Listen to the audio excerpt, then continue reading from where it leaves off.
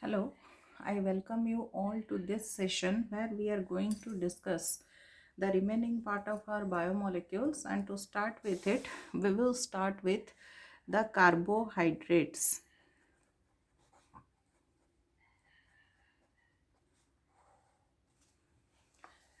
So basically carbohydrates are one of the major classes of biomolecules, and they make up most of the organic matter on earth because of their multiple role in all forms of life. Carbohydrates are a group of organic compounds which mainly contain carbon, hydrogen and oxygen in the ratio of 1:2 2:1. These compounds are also known as hydrates of carbon, as they have hydrogen and oxygen atom in the same ratio as in water. Carbohydrates are also called as polyhydroxyaldehydes or ketones, and why they are called so we will discuss later on. The empirical formula of carbohydrates is written as CH2O whole N, and carbohydrates are basically divided into three major categories depending upon the fact that what are the number of units or what are the number of basic units present in them. So basically carbohydrates are classified into the following three categories. They can be called as monosaccharides. The word saccharide indicates sugar, and basically they consist of one sugar unit, so that is why they are called as monosaccharides. The second category is called as disaccharides, and they contain two monosaccharide units joined together by glycosidic bonds. The third category is that of polysaccharides, and as the name indicates, they contain either 10 or more than you can say 10 residues of monosaccharides joined together, and the number can go really up high up to 25,000 units also. So let us come to the first category of molecules, that is the monosaccharides.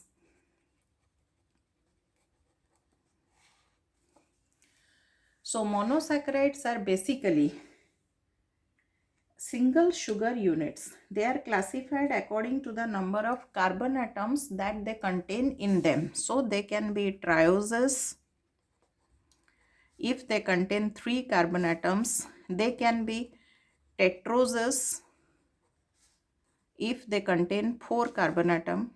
They can be pentoses if they contain 5 carbon atom. They can be hexoses, which are most common in biological world, which contain 6 carbon atoms to them, and they are otherwise called as the most common form of carbohydrates.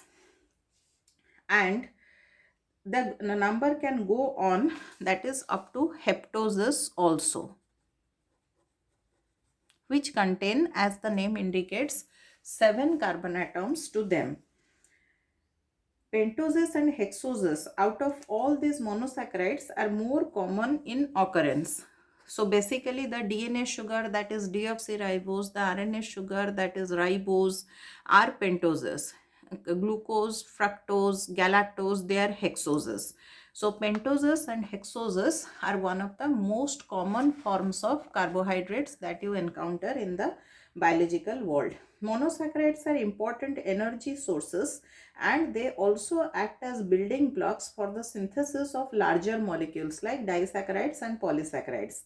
They are chemically quite reactive and show a wide range of or a variety of chemical reactions. Some of the important features which contribute to their variations can be discussed as we are going to discuss it further. So the first category that we are going to discuss, let it be the category of aldoses and ketoses.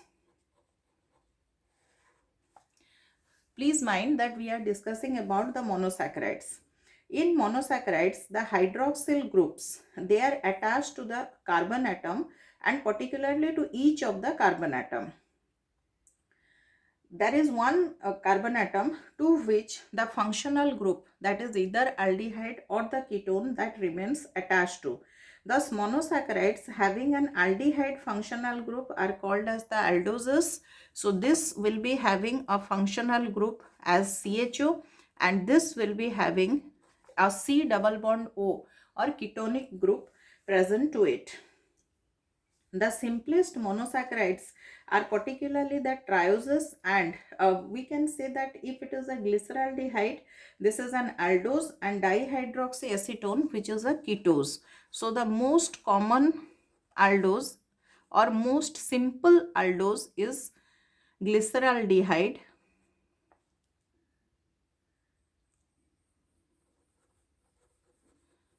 and most common ketose is dihydroxyacetone.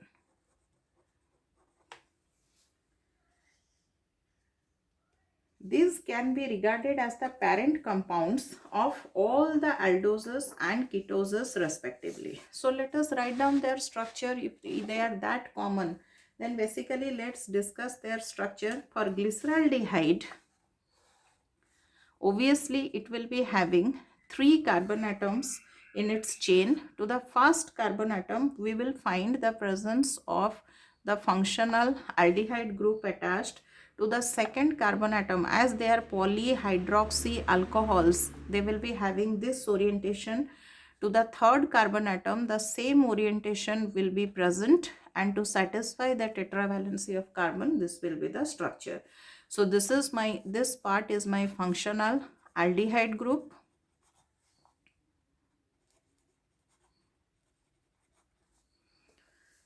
and this is the primary, the rest part is the primary alcohol group.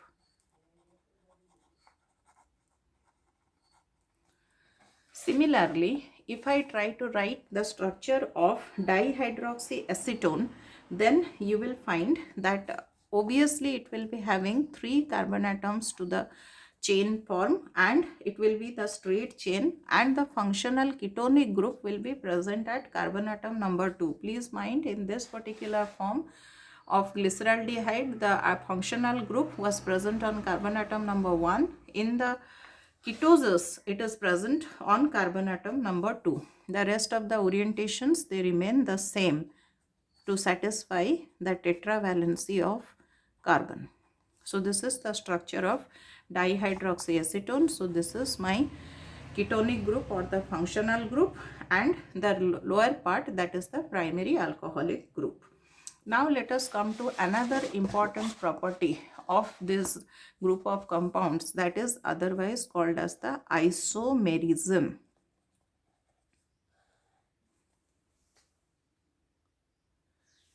Already we know that isomerism is exhibited when two different compounds with the same molecular formula are isomers of each other, and they are due to the presence of the asymmetric carbon atom in carbohydrates particularly.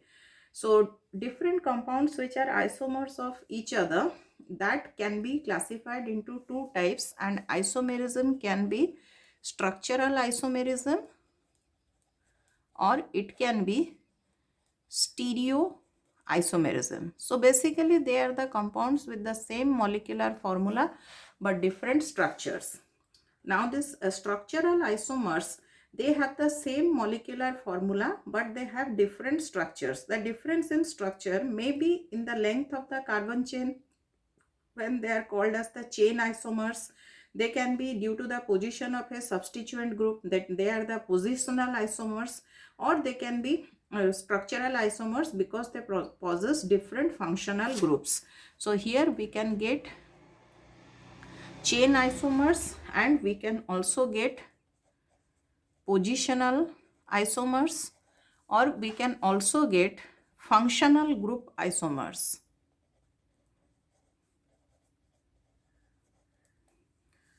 Stereoisomers have the same molecular formula but different structure, but they differ only in their spatial configuration. Space wise, their configuration will be different.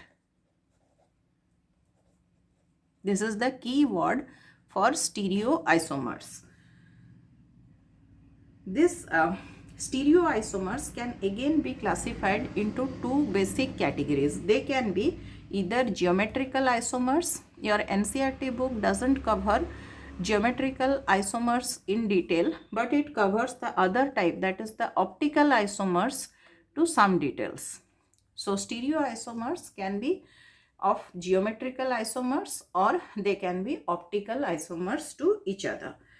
So geometrical isomers, they arise due to peculiar geometry of compounds. They may be having a double bond within the carbon chain, but here we are not concerned with compounds of carbohydrates which are having double bond within them. But optical isomers, they differ from each other in the deposition of various atoms or groups in the space around the asymmetric carbon atom. So you understand what is an asymmetric carbon atom is all about. Suppose a carbon is present at the center, it is having X, Y, A, B. In all the four positions, it is having the presence of different type of groups. In that case, we say that this carbon atom is said to be asymmetrical. These are minor images. You can say that these optical isomers, they can be minor isomers to each other also, and in most of the cases these particular optical isomers, they are, for example, the glyceraldehyde, it is having only one asymmetric carbon atom and it can exist in two isomeric forms. And most of the cases, this you can say isomers are mirror images of each other. So for glyceraldehyde, it can exist in two forms. So far as optical isomerism is concerned, it can exist in the D form or it can exist in the L form. A form in which the hydrogen atom at carbon atom number 2 is you can say present towards the left side of the chain and the hydroxyl group towards the right, it is designated as a D form. So whatever I have written over here, that is a D form, because here you see this is the position of the first functional group. This is the second carbon atom. What I said, that the hydrogen that will be present towards the left and the hydroxyl will be present towards right. So this is for the carbon atom number 2, hydrogen at left and hydroxyl group at the right, and the third carbon atom is also present with same orientation, but the third carbon atom doesn't contribute towards this isomerism. So this form is D-glyceraldehyde. If I make the orientation just reverse at carbon atom number 2, keeping the other things intact, simply I will shift the OH group towards the left side and H towards the right side, the rest of the things remaining the same, then this one will form L-glyceraldehyde. And I hope the D and L forms are clear to you right now. So in the L form, the hydrogen atom is projected to the right side of the chain and the hydroxyl group is present towards the left side of the chain. When a beam of plain polarized light is passed through an optically active solution, it can either rotate the plain polarized light to the right or to the left. If a compound rotates the plane polarized light towards the right, then it is called as dextrorotatory.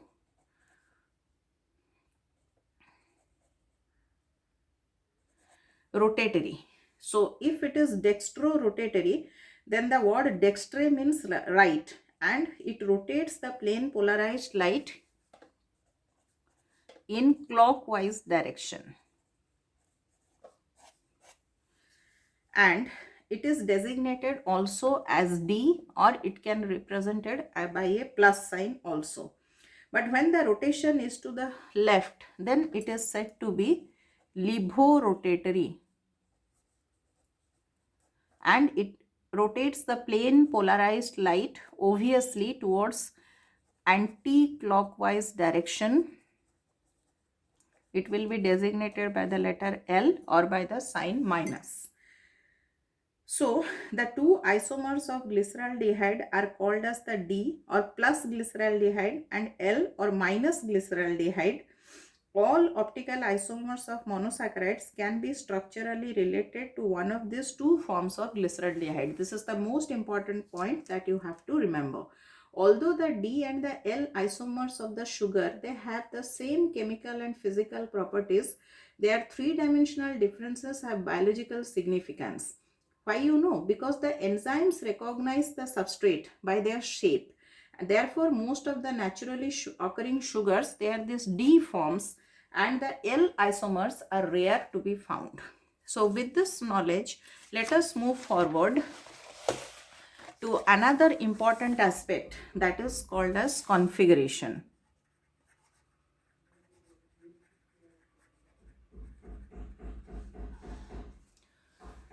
So here you will find that the molecular formula of glucose, say it is C6H12O6. So Fischer, this we have discussed earlier, Fischer has proposed configuration of formula which indicated the presence of 4 asymmetric carbon atoms in a hexose molecule, and all the carbon atoms have been shown to form a linear chain backbone. This is also known as a linear chain formula or configuration, and it is further noted that the angles of tetrahedral carbon atom tend to bend the glucose molecule, forming a ring. This results in the formation of a six-membered ring. A hexose molecule in this form is called as the pyranose form, and similarly in pentoses, a five-membered ring which is called as the furanose form is formed. So let us draw it for glucose. So for glucose, we know that the first position that contains the functional aldehyde group, second, third, fourth, fifth and sixth carbon atom. So the second carbon atom will be having H and OH in this orientation. For the third carbon atom, it is the reverse. For the fourth carbon atom, it remains the same. For the fifth also, it remains the same. For the sixth also, it remains the same. So when this will be, I told you that it is having 4 asymmetric carbon atoms and they will help to make it fold into a ring. So when it is changing itself to form a,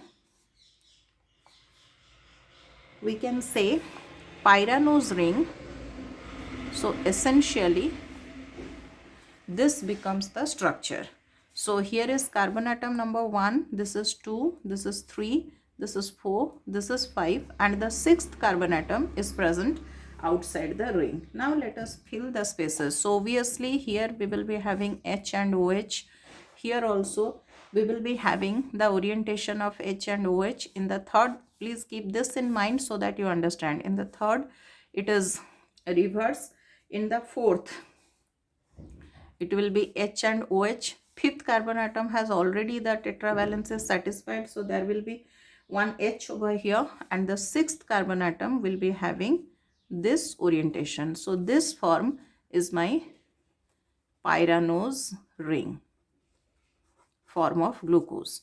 So in case of the ribose sugar, which is a pentose, because I told that generally the 5-membered ring structure furanose is formed in case of pentoses. So let us take ribose, the RNA sugar, as an example. So RNA sugar is also an aldose, only difference is that it will be having a linear chain of 5 carbon atoms instead of 6. So already I have written 3, this is the fourth, this is the fifth one. So here the orientation almost remains the same. So here it is H and OH, here also it is H and OH, here also it is H and OH, here also it is H and OH. For this carbon atom to satisfy the tetravalency, we have to put another H over here. So now let us see, when it folds up, then it will supposed to form a 5-membered ring. Just compare the above and the below ring. So this was a 6-membered ring, this is a 5-membered ring. So here you will find the carbon atom number 1, that will be having this H and OH orientation. Carbon atom number 2 will be having this H and OH orientation. As in carbon atom number 3 also the same orientation is present. So I will write it as this. At the fourth carbon atom, is here, the fifth carbon atom will be present outside the ring, and this will be the orientation. So this is my furan ring,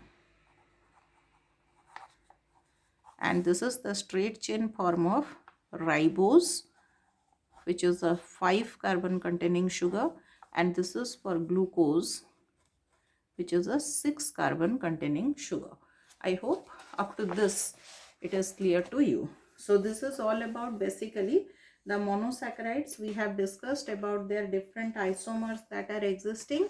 We have also discussed that how they exist in different configurations. So now let us move over to that of disaccharides. So as the name indicates, they will be containing two monosaccharide units joined together. So they are also called as oligosaccharides or small chain sugars. Oligosaccharide is derived from the Greek word oligos, which means few. They are carbohydrates which are composed of short chains of 2 to 10 monosaccharide units which can be linked together by bond formation. Disaccharides are the most common oligosaccharides with 2 monosaccharide units found in nature. So nowadays almost it has become a convention that if any sugar is containing 2 repetitive monosaccharide units, we are designating it as disaccharide. But basically disaccharide should contain the sugar units or monosaccharides which can be varying in number from 2 to 10. But now the concept we are using it in a different form. We are telling that polysaccharides are those sugars which contain more than 2 repetitive monosaccharide units. One of the most disaccharides which are one of the most naturally occurring representatives, generally you will find that more disaccharides are present in plants than in case of animals. So animals contain very few variety of disaccharides, whereas plants contain a lot of them. The important disaccharides that are found free in appreciable quantities can be that of maltose, that is commonly called as the milk sugar. The sweetness of milk is basically because of this. It can be fructose, it can be sucrose, that is otherwise called as the cane sugar. Of course it has a unit of fructose attached to it, but fructose is a monosaccharide. And the third one, they will be lactose. I told a little bit confused way. Maltose is otherwise the barley sugar. It is sucrose is the cane sugar. Lactose is actually the milk sugar. So here they are formed by the condensation reaction between two monosaccharide units and particularly hexoses. That means two monosaccharide sugars containing 6 carbon units each can condense to form either sucrose or the cane sugar, maltose or the barley sugar, and lactose or the milk sugar. The condensation is affected by bond formation between the carbon atom number 1 of one monosaccharide unit and the carbon atom number 4 of the next monosaccharide, and the bond is called as a glycosidic bond. And during this process of bond formation, a molecule of water is removed as a residue. The monosaccharide units which are present in you can say disaccharide molecules, they are called as the residue, and during the joining of these residues, water is released as a byproduct. So now let us see that in barley sugar, that is maltose, how the bond formation takes place. Maltose is made up of, this one is made up of 2 repetitive monosaccharide glucose units. So if you join 2 glucose units together, then they will form a maltose unit. So here suppose this is one glucose unit, the first one, and this is the second glucose unit, that is the second one. Already because the pyranose ring form I have made you to write, so in that case only I am writing those positions which are important to me. In this first carbon atom, we know that the presence of a OH group. So for the first residue, it is the first carbon atom, this will be involved in the bond formation. For the second residue, it will be the fourth carbon atom, that is this one, which will be involved in bond formation. In both of the cases, you will be finding the presence of hydroxyl groups as the side projection. So if I condense this H and OH together, I draw it a little bit larger way so that you understand. So this is my first pyranose ring. This is my second pyranose ring of glucose. This fourth carbon atom has a OH group. This first carbon atom has a OH group. So both these OH groups, if I take this H and OH together, then water will be released as a byproduct, and this oxygen will shift over here to form the oxide breeze. Now let us see after their condensation how does they look.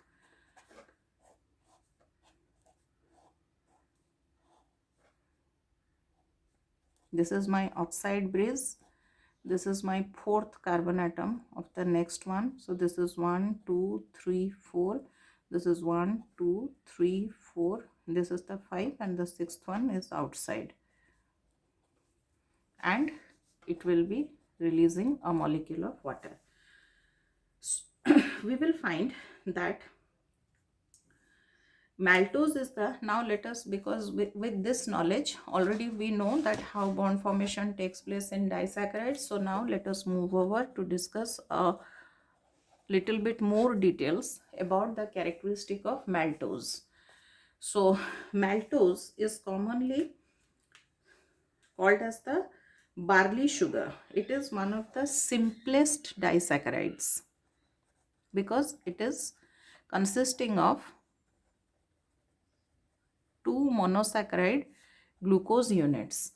Secondly, maltose does not occur abundantly in nature. It is not very abundant.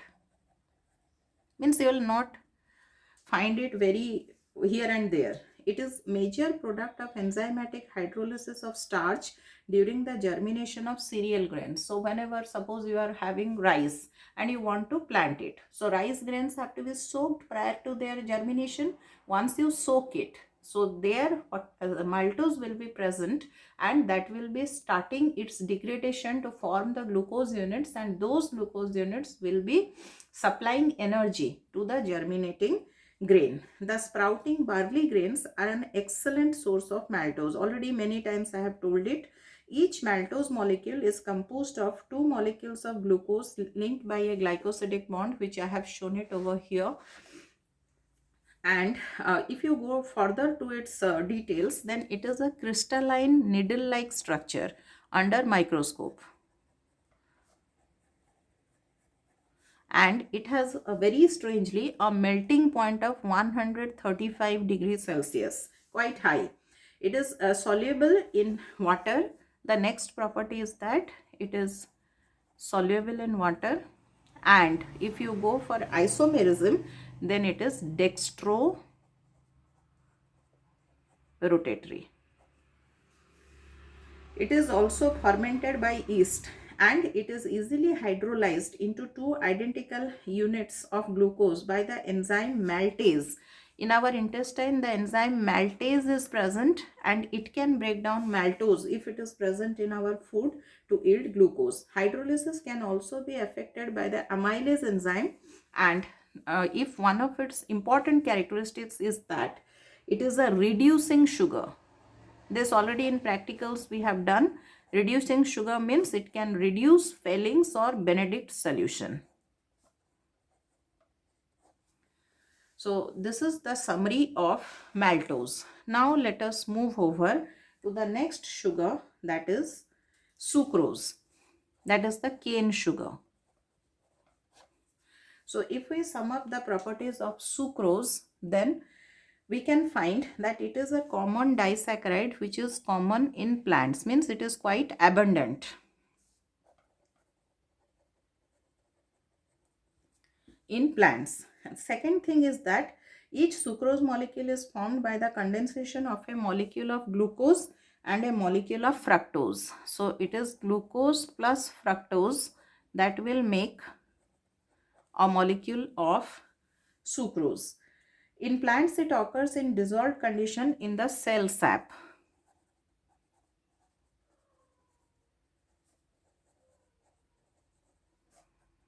The next important character is that it is a crystalline, colorless substance and has a surprisingly low melting point of 16 degrees Celsius.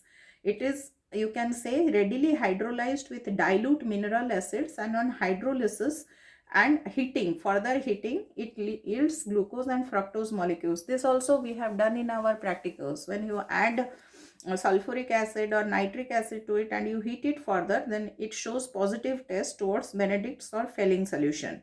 It undergoes, one of the next important characteristic is that it undergoes fermentation by yeasts to yield ethyl alcohol and carbon dioxide, which you have been studying since your lower classes. But it is a non-reducing sugar by itself. Though its units are reducing, but it itself is non-reducing and it doesn't reduce the Fehling solution. Now let us summarize the characteristics of the next disaccharide left, that is lactose. That is, it is the only disaccharide which is of animal origin. I told you that these are more abundant in plants, but lactose is only one which is present in animals. The second thing is that it is also called as milk sugar, which in the beginning already I have told you. Chemically, it is comprising of one molecule of D-glucose and one molecule of D-galactose. Galactose is another hexose that we have studied in our previous classes. Then these glucose and galactose units are linked by the glycosidic bond, obviously, and it is a crystalline structure which is consisting of rhombus shaped prism like you can say occurrences. So its structure is like that of a rhombic prism, and it is less soluble in water and quite less sweet in comparison to sucrose. So sucrose is the sweetest of all the three disaccharides and lactose is the least sweet. The slight sweetness of milk is due to the presence of lactose, and it is a reducing sugar and it reduces Fehling solution. So till now we have summed up the different categories of monosaccharides and the different categories of disaccharides. In the next classes we are supposed to study the different groups of polysaccharides. Thank you.